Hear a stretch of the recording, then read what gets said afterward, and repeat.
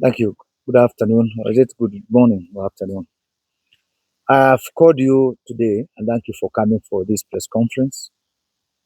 Uh, to address, I rarely call a press conference, and you know that, to address anything.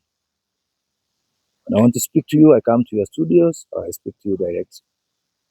But I've called this press conference because I thought it was important to respond to some claims made by various readers.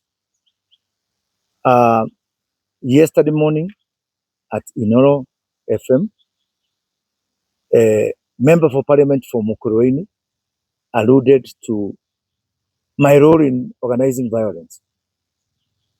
Few hours later,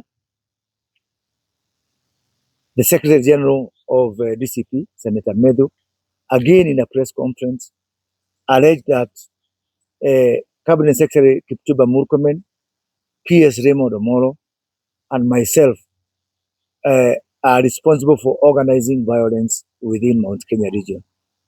And I thought that, one, I need to call you because the media is not holding to account leaders for claims they make.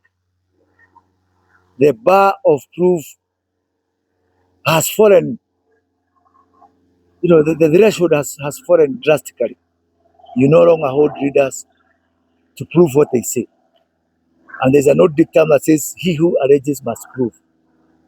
And so I thought because you as media are not holding leaders to account for claims they make against people, their names, their credibility, their character, I thought it's important that I call you and address this issue.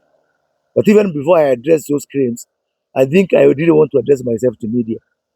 Because we are entering the season of madness, it behoves upon you guys in the media to hold every reader accountable for any claim they make.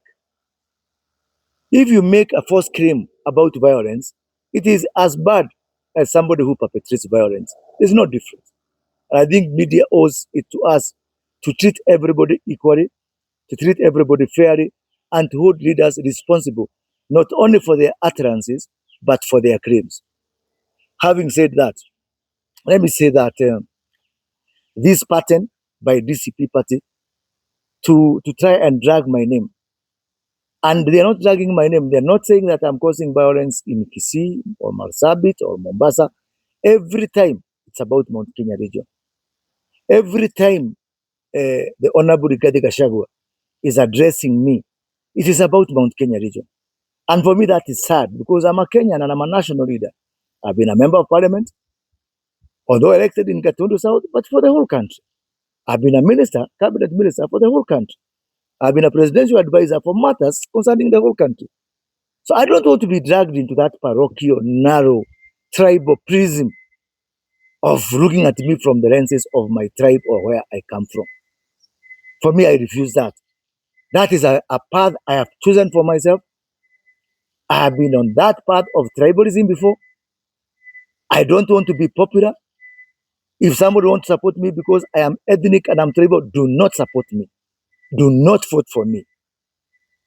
I have condemned tribalism in the strongest terms possible. And that ethnic prism of looking at things. Why? Because I am a father.